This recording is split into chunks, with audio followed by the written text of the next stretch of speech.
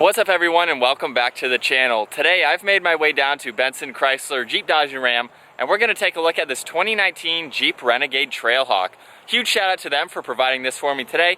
I will have a link to their website in the description below. Definitely check them out. But anyways, we're going to take a look at this 4x4 model. It's finished off in Omaha orange and has an MSRP just over $36,000. Under the hood, this particular model has the 1.3 liter turbocharged 4-cylinder engine. This is only paired to the 9-speed automatic transmission, and you can opt for a 2.4 liter engine as well. This engine produces 177 horsepower at 5,700 RPM and 210 pound-feet of torque at 1,700 RPM. It is all-wheel drive, weighs around 3,500 pounds, 0 to 60 is around 9 seconds, and with a fuel capacity of 12.7 gallons, you can expect to see 22 miles per gallon in the city and 27 on the highway. The wheelbase measures 101.2 inches. It has an overall length of 166.6 inches. The width is 74.2. It has a height of 66.5 inches. Ground clearance is at 8.7 inches. It has an approach angle of 31 degrees, a departure angle of 34 degrees, and the breakover angle is at 26 degrees. Starting up front, this comes with LED projector headlights along with LED daytime running lights. New for 2019, the DRLs are nicely integrated around the headlights, giving it a really nice appearance. Just below that, we have the turn signal, and then there are LED fog lights underneath. Up underneath, this comes with skid plates for added protection, along with 2 front tow hooks. You can see the mesh between them has a nice cutout to provide more cooling to the engine, along with another cutout just above that. As we make our way up to the top, this has the traditional Jeep style grille with the 7 vertical slots, along with some slots in the lower section to help provide more cooling. As we make our way up to the hood, it features a nice black stripe running down the middle. You can also see the Jeep logo and some nice contoured lines, giving it an aggressive appearance. Moving to the side, this has a set of 17 by 6.5 inch alloy wheels. They have a 5-spoke design to them, along with a 2-tone finish. Disc brakes are also on all 4 corners. Moving up to these side mirrors, they are heated. You can see they have the integrated turn signal in them, along with the blind spot monitoring. Just in front of that, we have the trail rated Jeep badge, and then in the lower section of the front door is the Renegade badge with the red trim running around it. The fender flares along with the side trim just underneath the doors is all finished off in black. As we make our way up to the roof, you can see there's more black trim, and then this does feature the full panoramic sunroof. And finishing up in the rear with the body-colored spoiler and integrated third brake light, the wiper blade is in the lower section of the glass to help improve with visibility. This has LED taillights, a backup camera.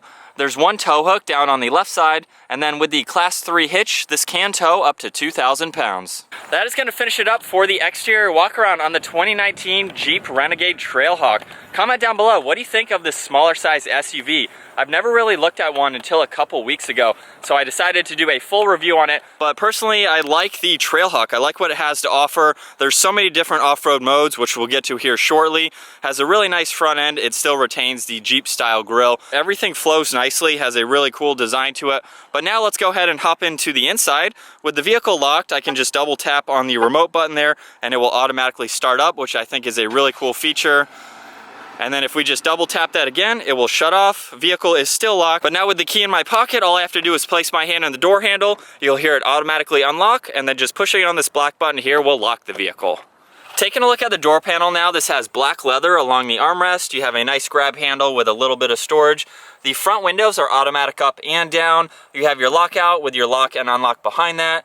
Side mirror adjustments are just in front of that, along with the release handle. This has a 9-speaker Beats audio sound system with 506 watts. This red trim around the speaker is part of the Trailhawk package, and you can see the Jeep grille on one side. You have a little bit of cup holder storage space behind that. As we make our way to the inside, you can see Trailhawk on the back of the leather seats. They have red stitching running along the bolsters. Very nice support to them. They are heated seats as well, and they do feature an 8-way power adjustability with 4-way power lumbar support.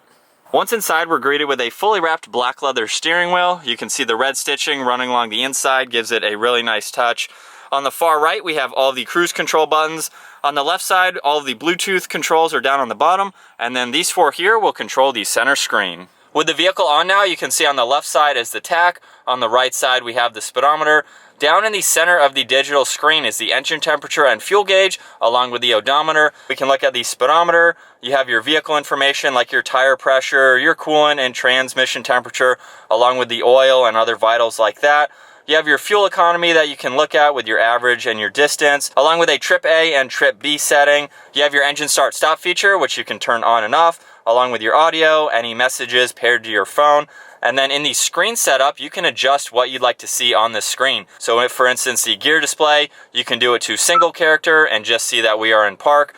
On the left side of the steering wheel, we have all of the headlight and fog light controls, along with some dimmer switches. There's one air vent with more of that red trim. There's a speaker up top on the bottom side of the A-pillar. And then as we make our way to the center, you can see two air vents right in the middle. And then just under that is the optional 8.4-inch screen. I like on the bottom, these are basically all the presets. So the only way to change those is to drag and drop, which I'll show you here soon. We'll just start off on the far left side. It has the media, so you can easily go to that. You have all of your climate controls with where you'd like the air to go simply by pushing on those. You have dual zone climate, so right now they are synced together. We can unsync those and control each one individually. You have the fan speed right in the center. You can either tap on the number or just tap on the fan itself. You have some more recirc and AC controls on the top section.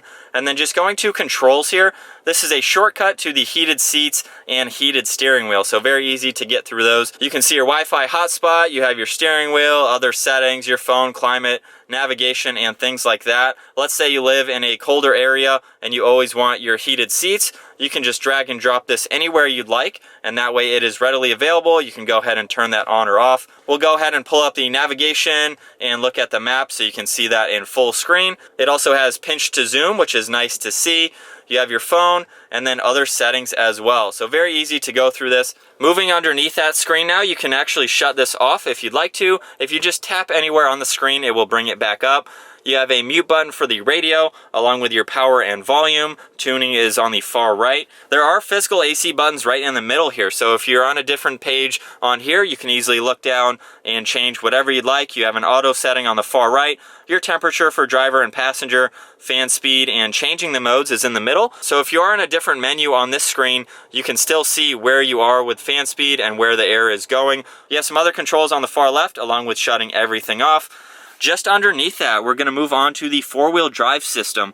It's in automatic right now.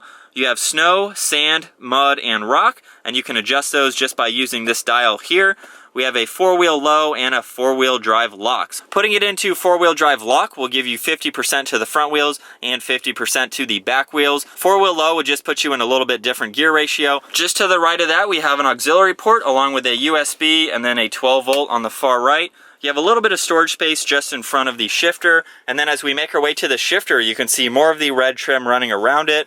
Just putting the vehicle into reverse, you'll see the backup camera light up with the guidelines. They do turn with the steering wheel, which is helpful to see. You have the engine start stop feature down on the left side, along with the electronic parking brake and traction control on the right side.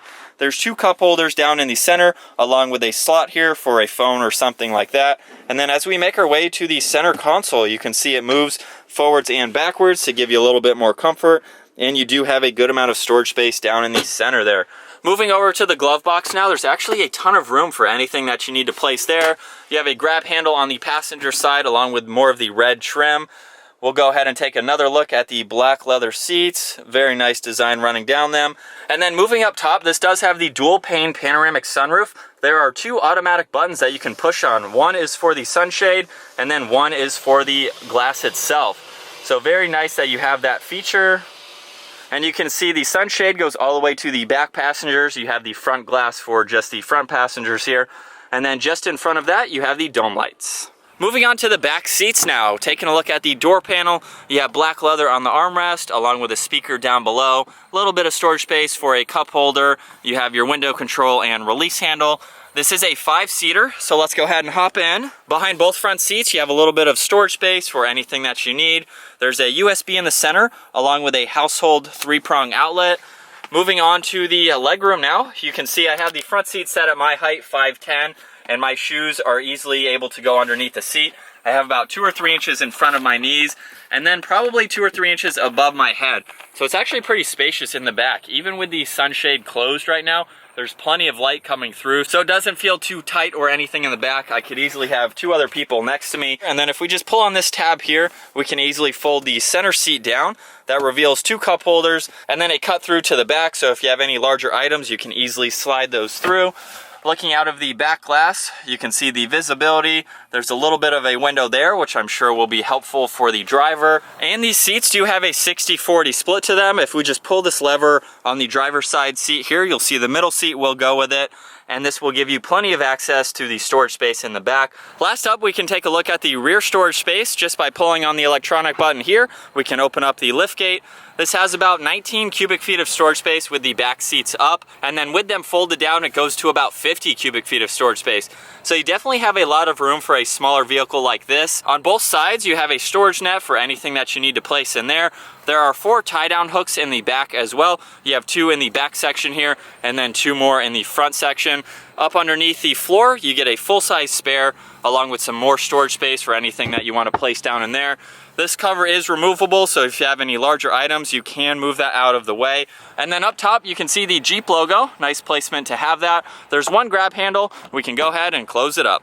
So getting the Jeep Renegade Trailhawk out on the road now, the first thing that I want to go over is the general visibility. This is the first time that I've driven a Renegade. I mentioned earlier that I checked one out, but I never got it out on the road. And I really like how it's set up. The windshield is not steeply raked, but at the same time it's very tall, so it gives you plenty of forward-facing visibility.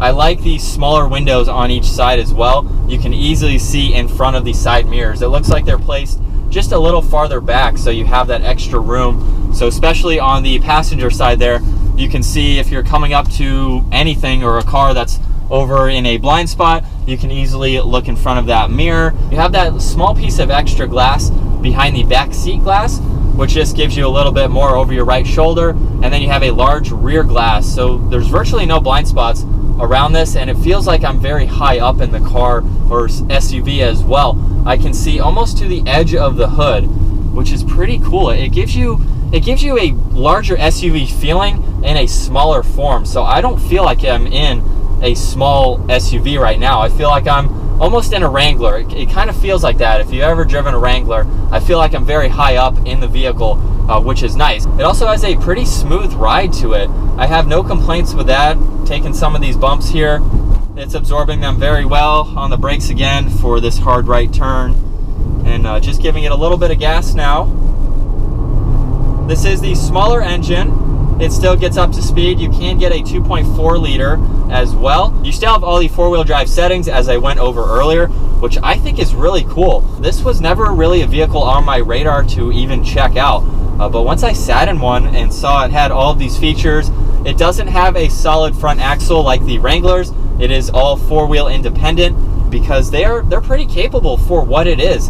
It's not a hardcore off-road vehicle like the Wrangler, but if you're looking for something that's maybe not that large, you want something a little bit smaller, but it still has a lot of off-road capabilities like the Wrangler, this is definitely a good option. And a kind of a hidden unknown fact, if you don't know this, the doors on the Renegade do come off, and I'll show you just a panning shot here. There's a couple bolts that you have to take off, and then the wire harness just has a kind of plug-and-play system that you can easily disconnect. That is a pretty cool option that I'm sure not a lot of Renegade owners either know about or have done. And just like the Wrangler, you can take all the doors off, and you can actually take the roof off. If you get the My Sky or My Roof option, it has a panel in the front and a panel in the back, and you can remove those, have the doors off, which I think both are nice. And we can just push on this button here, and hopefully the wind noise doesn't change too much. The GoPro might adjust a little bit for that. But as far as going 35, 40 miles an hour, there's not a whole lot of wind noise. Again, my voice might change on the GoPro there. It's really nice. It's nice that you can do that and not have the whole roof off at the same time. Let's move on to all the interior materials now. Just like the previous Jeeps that I have driven, everything is virtually identical. There's nothing different that I see. Jeeps use pretty much the same thing across their lineups, which I think is nice. You can hop into it and easily know what all the buttons do, what all the controls do. This one does have the optional 8.4-inch screen in the center, which I like. It gives you a clear screen to see all of the features that are on it, as I showed you earlier. There's not too many buttons underneath that. You have the AC controls, the physical buttons, which I do like seeing. But moving back to all the materials, you have leather on the steering wheel. leather on the seats. We'll go ahead and close that real quick. Everything is very nice. I like how on the Trailhawks you have all of the red trim on the inside, which is a nice touch to see. You have leather on the armrest, on the door panel here. You have plenty of room in the back seats, plenty of room in the storage behind them, and then even with these seats folded down, that just gives you a ton of storage space in a smaller vehicle like this. You have all the technology on the inside. It kind of gives you everything that you kind of need without going overboard, being a full off-road vehicle or anything like that. So it's kind of neat how it's all packaged into the Renegade. It's a really nice design, and I wish I could take the doors off in today's video, but that's just a little bit more work than I need to do today. But I think that's going to wrap it up for driving the 2019 Jeep Renegade Trailhawk. Huge shout out again to Benson, Chrysler, Jeep, Dodge, and Ram for providing this vehicle for me today. The link to their website will be in the description below. Definitely check them out. And if you enjoyed today's video, make sure you give it a thumbs up, smash that subscribe button, and we'll see you in the next video.